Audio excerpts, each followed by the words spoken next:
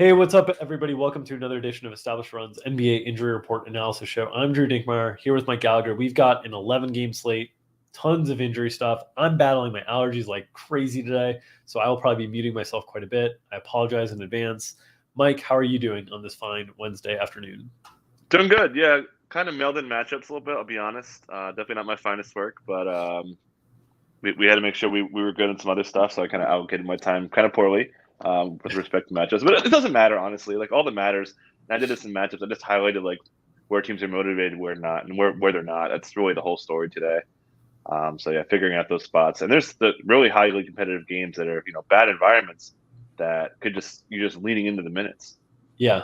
11 more days of the NBA regular season in terms of number of days that there are games. So it's 12 more days in total. So we get one day off, but three big slates here in the next 5 days with 11, then I think it's a 10, then a 12 on Friday and Sunday. This Sunday slate, my God, man. It's going to be a lot. So cancel all your plans. I mean, that is quite a slate right there.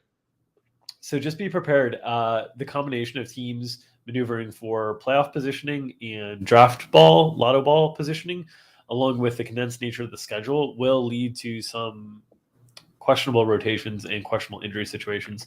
With that said, let's get into the injuries tonight. We'll start with the Pacers, who, once again, Brogdon's back questionable on the injury report to tell us.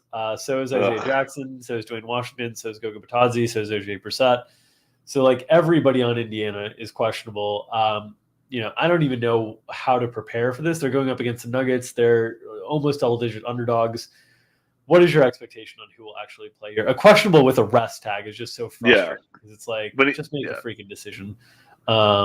This is like when you ask your significant other what they want to order for dinner on the night. Like, you're just like, you're waiting just to order something.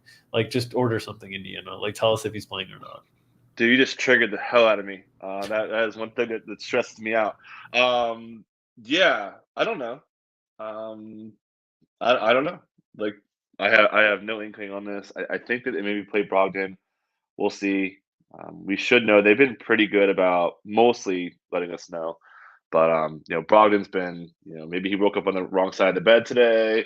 Maybe he has he didn't clip his nails properly. Whatever he did do to keep him out of the game could keep him out. So, it's tough. But I should note that Rick Carlisle was going to start Terry Taylor in the last game, but he thought about it. We saw this lineup change, and which kind of made sense to me when I saw that change, that they put Kiefer Sykes on Trae Young. So obviously a much, much different animal today against Jokic. So I would, if they are resting everyone, I'd be pretty certain that Terry Taylor is getting the start here with Halliburton, Buddy Hield, Justin Anderson, and then whatever center, if it's Goga, if it's Isaiah Jackson. Isaiah Jackson has this headache thing. Just backstory on that. Concussion, missed a few games, came back, got a headache. He's been out since, I think it was Wednesday, so a week now with a headache, which is pretty crazy. But he might be back, so something to watch there. Dwayne Washington's also hurt. They're rolling out Chris Duarte at least. But, yeah, there's a lot to go through on this one. Just trust our projections that we'll be good on it. Yeah. We should get that information as we approach lock, so hopefully something that we'll be able to cover on the DFS show tonight with myself and Gary. Other teams with lots of questionables, the Heat, Caleb Martin, Duncan Robinson, and Gabe Vincent, all questionable. Victor Oladipo did not play last game. I think he's out of the rotation going forward based on all the comments from Spo, stressing spacing and trying to figure out things. Basically, the Heat were rolling all season long. Oladipo got healthy. They started playing Oladipo, and they were terrible.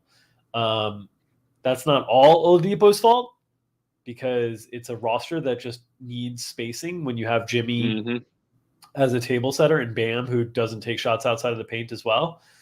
So they couldn't afford to play Oladipo. I think he's just completely done. The question is, do we see more Gabe Vincent? Is he available? Because I think really Gabe Vincent is the guy that was providing some of that spacing. What are your thoughts on who will play tonight for Miami between Caleb, Duncan, and Vincent? Yeah, Duncan's got an illness, so we know the drill there. Kind of clueless. Max Strus really leaned into the spacing. We know he could chuck it. But, yeah, and you kind of alluded to it. I mean, there's obviously garbage time here, but your second unit of Duncan Robinson, Gabe Vincent, Hero, obviously, Deadman even, those guys all can shoot threes. And that's the whole thesis behind this new rotation, which is going to stick. We saw them have that terrible losing streak last week. come out. Yes, it was against the Kangs, but every comment from Eric Spoelstra to me indicates that the rotation is going to be very, very similar. They want to keep trying it out until it fails. So yeah, expect pretty good minutes. Big matchup here against the Celtics in Boston. So could see some really elevated minutes. Jimmy's going to get guarded by Jaylen Brown. Tucker will see Tatum on the other end. It's going to be really interesting. But yeah, there's a lot going on here on the Boston side too. But Caleb, I don't think really matters too much because they'll kind of run the rotation out there. And I think Gabe Vincent's tag is just like Miami's listing a lot of questionable. So I think it's just kind of a precautionary tag. Did you want to get into any Boston stuff? I mean, no Time Lord. Yeah, I think it's worth mentioning. Will change. What are the things you want to talk about with Boston? Yeah, so the interesting is the front court, obviously, right? Because we saw Daniel Tice play huge minutes, guarded Pascal Siakam, played pretty well, honestly. I think it was 41 minutes. He was really impactful as far as defensive schemes, played a Time Lord role, and Emi Udoka said that they do want to look at Tice and Horford together. So that's kind of the big question here. How much minutes is Daniel Tice going to get? I think it's going to be some. I think we put like 3 or 4 minutes of overlap. But they've got Grant Williams. They're going to want spacing against Miami, so Grant should play a pretty good bit. Marcus Smart's going to play a ton. The Jays are going to play a lot also, but I don't think that Pritchard's going to get too much run. Maybe Derek White gets a little bit more. And just want to note too, I mean, it's been night and day with Time Lord. Their starting lineup with Time Lord's plus 24 net rating, and it's minus 11 without him in 125-minute sample. So very curious to see how their defense responds to losing to was should have been Defensive Player of the Year candidate. That's probably done now, though. Yeah, there's a really good article on the Celtics defense and how it evolved over the course of the season on 538 by Jared Dubin. Would really recommend checking that out. I enjoyed the read thoroughly this morning and gave me some ideas on stuff that I'm going to implement for our DFS shows and our prop stuff kind of behind the paywall. Let's keep it moving, though, on injury stuff. Houston, one of these teams that has no motivation. Christian Wood and Eric Gordon and Dennis Schroeder look like they're probably going to sit the rest of the season, is what the reporting is suggesting. Alperen Sengun is a young player that they want to get more minutes, but he's questionable tonight. What do you think the likelihood of Sengun playing is tonight, and how would they potentially try to cover this up, because they're not super deep in the front court without Christian Wood already? Yeah, leg contusion, also hurt his thumb, so 2 different injuries. These leg contusions, I think it was like a lower one where he got dinged up, so those are a little bit better. Those upper leg contusions, we've seen guys miss like weeks at a time. So I don't know. I didn't see him on the bench late in the game. We had an over on his assists, and I was trying to find him, and so I think he was in the locker room. So it's pretty legit. So if he can't go, obviously you're adding a lot of ball handling to the guards. They were really funneling a lot of low post, high post stuff to Sengun to generate their offense. He's been shooting a little bit more on threes. Usage has been pretty good. So taking him out boosts everyone else, but specifically, they ran a lot of Jayshawn Tate at the 5 with KJ Martin at the 4. I expect a good amount of that. Usman Garuba, a.k.a. the Uzi, he is not going to play a lot. Not a great per-minute guy. You're not really going there. So they're going to be playing smaller, which, if you're playing KJ Martin and Tate at the 4-5, you're opening up your minutes at the 3-4, which is Mr. Josh Christopher music. He was tremendous in the last game. So he's been playing great. Really diverse skill set as far as ball handling, defense, spacing. They want to play him a lot. So really like him. As Garrison Matthews has gone cold from the shooting perspective, they're going to stick with him according to Steven Silas. But Christopher would be a sneaky beneficiary on top of the obvious KJ Martin and Jayshawn Tate and Garuba stuff.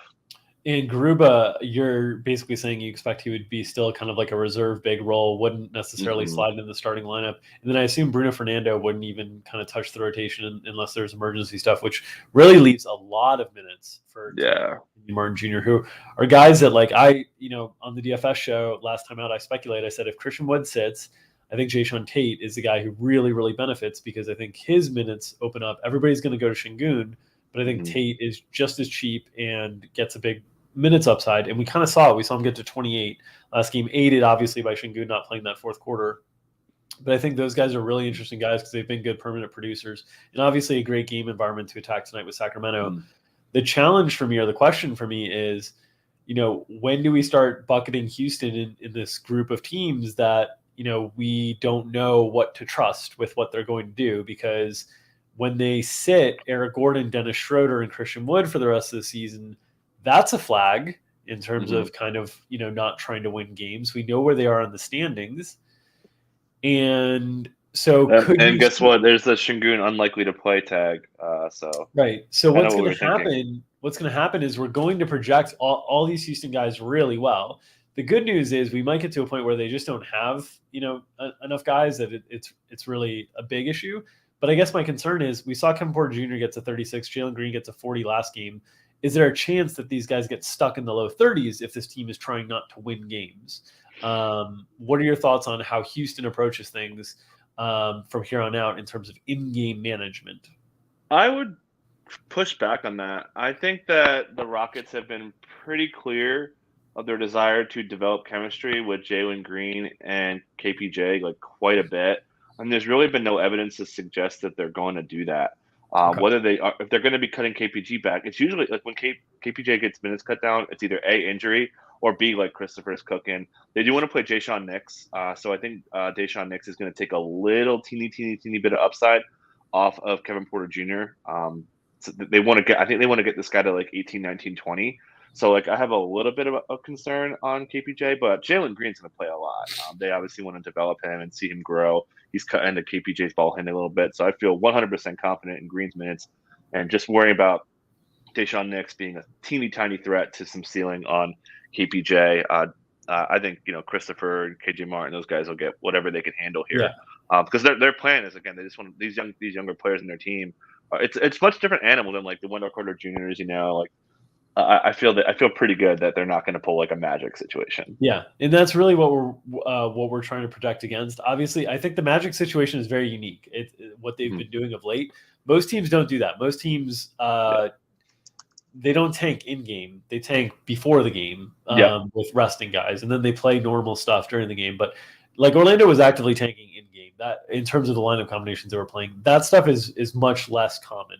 But just want to like throw it out there, talk through it, make sure that we're on the same page. So Houston less averse to do that, especially when they're going to be thin bodies tonight if they're without Şengün as well. All right, Pelicans, Joe Val questionable, Larry Nance Jr. back, Brandon Ingram. Any sort of minutes cap there as he's just recently returned? What are your thoughts on the Pelicans tonight? Well, they are going to absolutely destroy this Blazers team. 126 defensive rating since the break. I bet them minus 12 yesterday. I think this is going to be a silly route. This team's pretty good. Betting minus 12. I mean, that's how bad the Blazers are right now. But yeah, I think Tatum's minutes are going to be up a little bit. Probably looking at like a 29. I don't know what we put on him. I didn't look at minutes yet, but 29 feel well. I guess blowout. It's maybe 27 and a half. So they're going to blow them out. But his minutes should be really good. Their offense is really clicking with Ingram and CJ, so they're going to score a lot of points. Definitely, if the Blazers somehow keep this close to like late to mid fourth, there could be a lot of opportunities. And then the obvious part, I mean, Valanciunas has been playing through injury. That's something that Willie Green noted in the last game. We saw him get the Q tag, did play through it, played big minutes against the Lakers in a huge win there.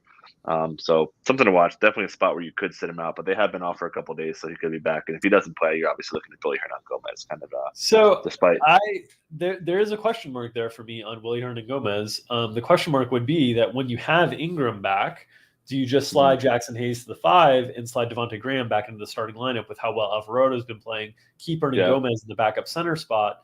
Do you think there's a potential that they do something like that? Because I think Jackson Hayes would be really interesting. Whoever starts at center would be really interesting. And Willie is so good on a permanent basis. He could do it in a backup role too. But I just think there's different lineup combinations maybe to consider given that they have the health of the wings and guards back. And to add to that, Larry Nance should be back as well. So they have the – it's just why I bet this game. Like, I don't care that Valanciunas isn't playing. Like, they've got the depth here. So – so there's definitely a chance. I want to make sure he's starting if I play him. But when he starts, and generally that he's kind of functionally similar to JV, right? Like a little bit of a detriment on defense. Big body, get the low ball post. Like it's kind of a he's a poor man's similar offensive role. I just wonder if it makes things easier for them to like slide Jackson over, keep Graham, and that clears like Alvarado's been having to share the floor with ball handlers a little bit more. That could also clear the way to have him in the lineup with like more, true possession. Interesting things to keep an eye on. But that's a late game, obviously, in Portland. Mike showing you his confidence in Portland by betting a 12-point road favorite on a team that is ranked 9th in the Western Conference. That is really saying something. Like I said in our Slack, I'm going to get in trouble from my HOA because I'm going to have so many Kias in front of my house and my driveway can't fit them all from betting against the Blazers. Like it's just been free money. So I'm definitely feeling pretty good about it. All right, let's keep it moving with the Knicks, who have done the hokey pokey with Evan Fournier today in terms of reporting. Ruled out originally for a personal issue, then brought back to questionable. Quentin Grimes is already ruled out here. And it's interesting because the Knicks, theoretically, based on, math and probability, should be trying to lose games to improve their odds of improving their draft pick. As you can see, they're kind of bunched up a little bit ahead now of this group of Washington, New Orleans, since they've won 4 in a row, of Washington, New Orleans, San Antonio, and the Lakers. But that group, you see New York's at 7% for a top 4, and the weakest team in that group is at 23%. It was a good group to try to get out from under, and they haven't. They've won 4 in a row. They're still mathematically alive to get into the play-in, and they're playing a team that is in one of those play-in spots, not a team that they can chase down, but a team that's in them nonetheless. So I kind of think Tibbs is just going to keep playing the guys. I mean, Burks played 42 minutes last game.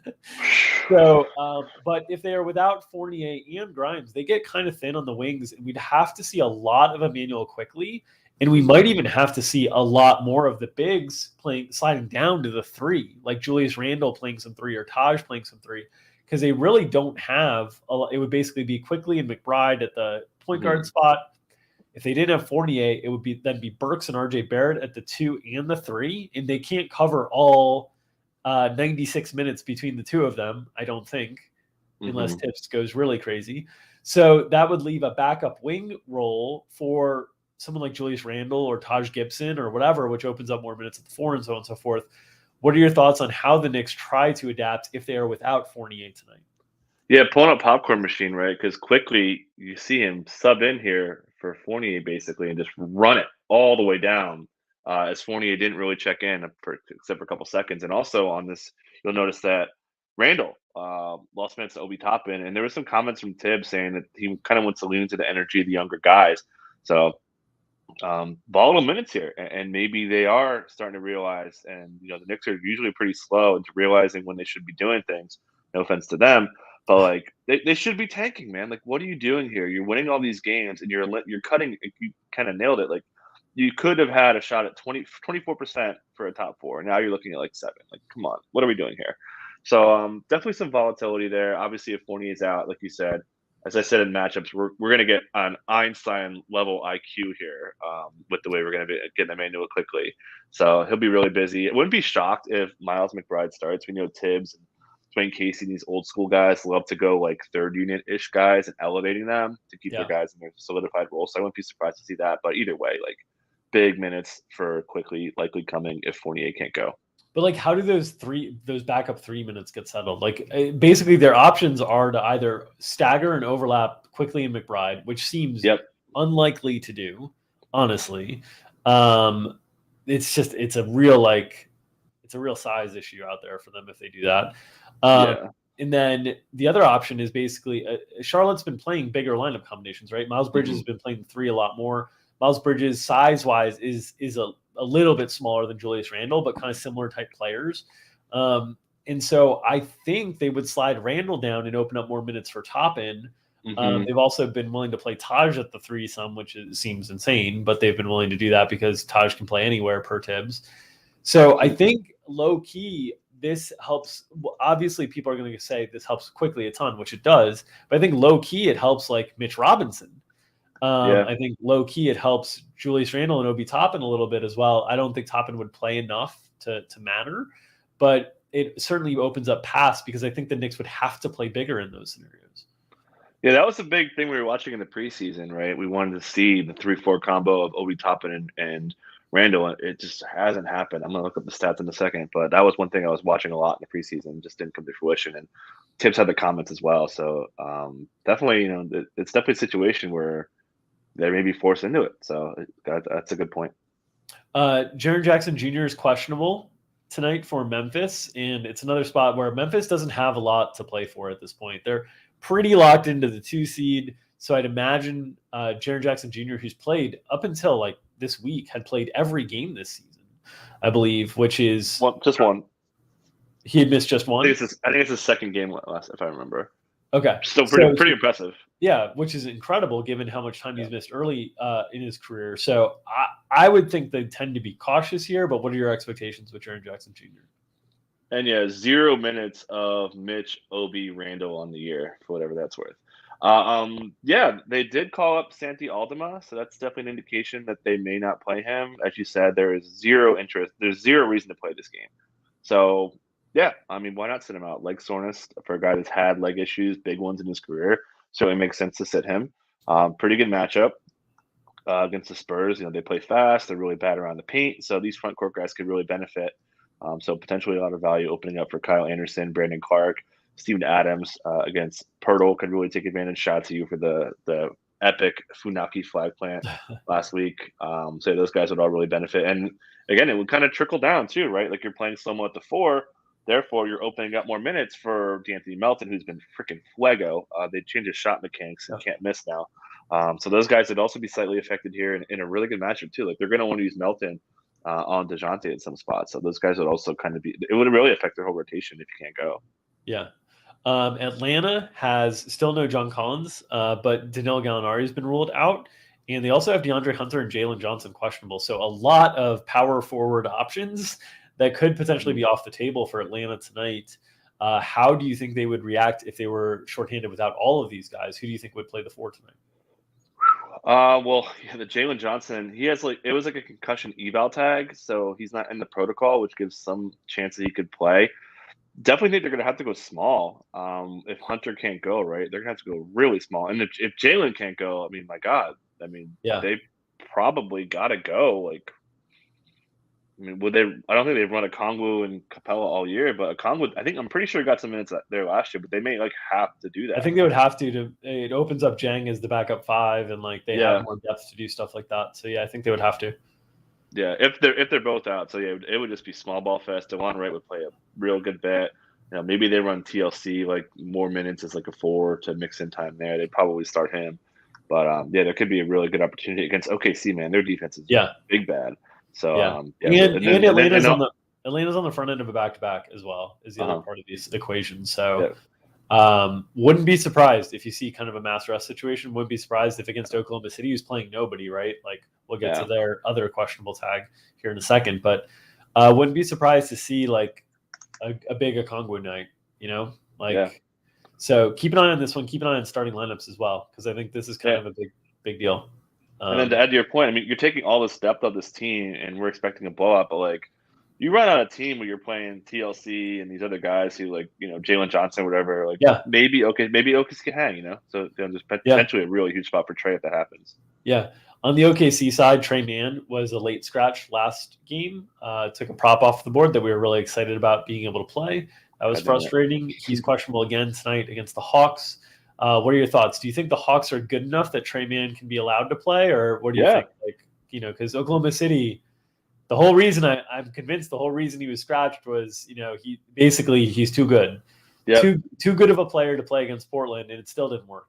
Should have scratched Isaiah Roby, my flag plant. My God, if you really wanted to lose that game, Presti. Yeah, playmaker Roby, according to Mark Dagnall after the game. What a game! What a flag plant, man! You are the center flag plant king.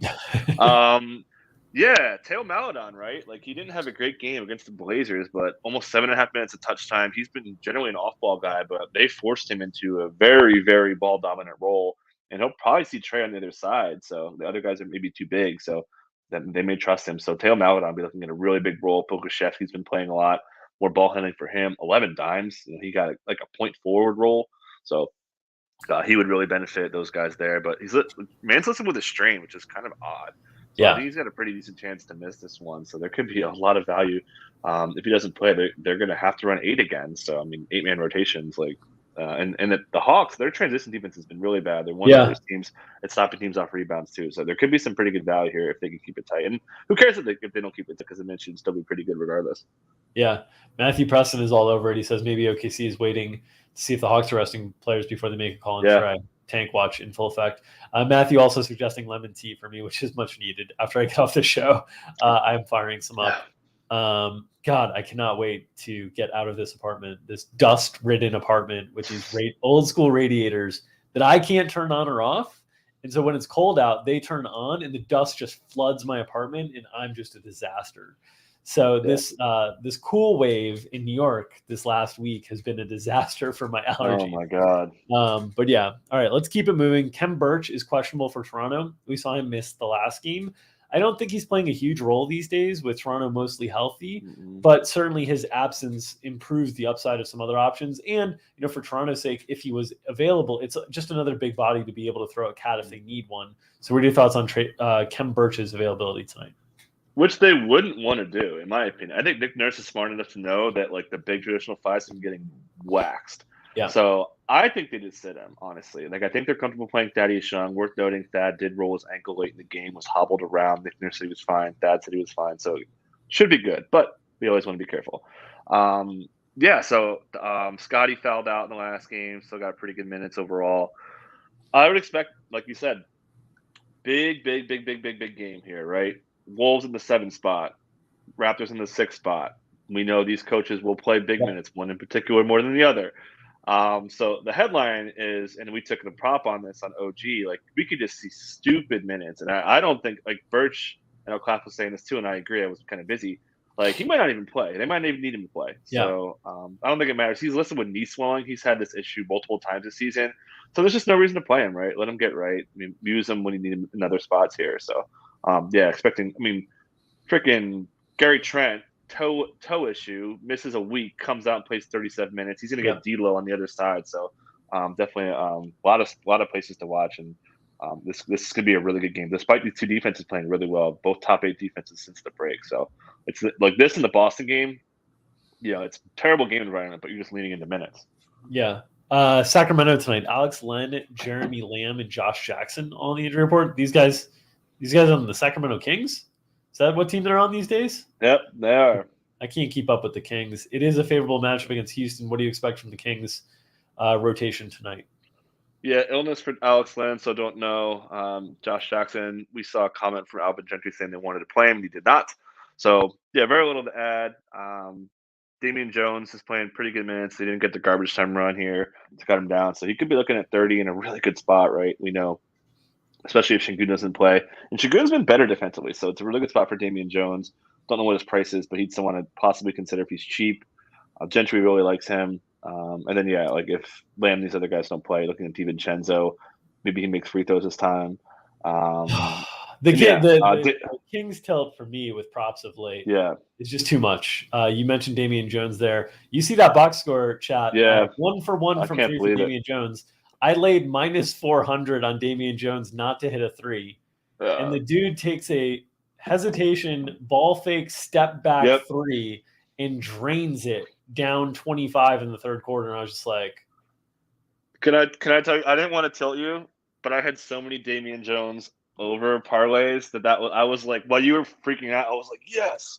I was going so pumped about it. The art of the silent fist pump, as Mike Leone would say. I didn't want to tell you. You've got your time to chill, so I didn't want to. It's an art that not everybody understands. But Mike, I appreciate you with the silent fist pump. You got to know. When you're sweating things. When I'm tilting props and Claff is sweating 100K. I got to have some awareness about what I'm tilting there. Yeah, so I appreciate the silent tilt awareness month. It is. All right, small other questionable. JaMychal Green for the Nuggets. We've seen Aaron Gordon have some big games in the absence of JaMychal Green of late. Green questionable once again. Pretty favorable matchup, as we've talked about. Indiana's interior defense has been a disaster.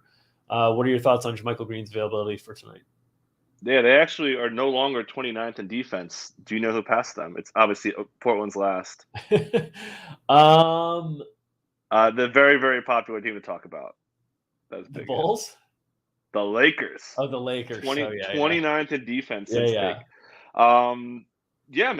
We saw the rotation tighten up, right? We got almost to an 8-man. So, low key, no JaMychal could really boost Jeff Green. Aaron Gordon's been playing well. A really good spot for people who can get to the basket, which Aaron Gordon, when he has good games, he has 7 or 8 dunks, right? So, I think if JaMychal doesn't play, who's essentially Gordon Green's backup, like taking him out could really add minute stealing to those guys. So I think they're like low key beneficiaries. My God, Jokic could just go completely ham here. It may be like one of those like four.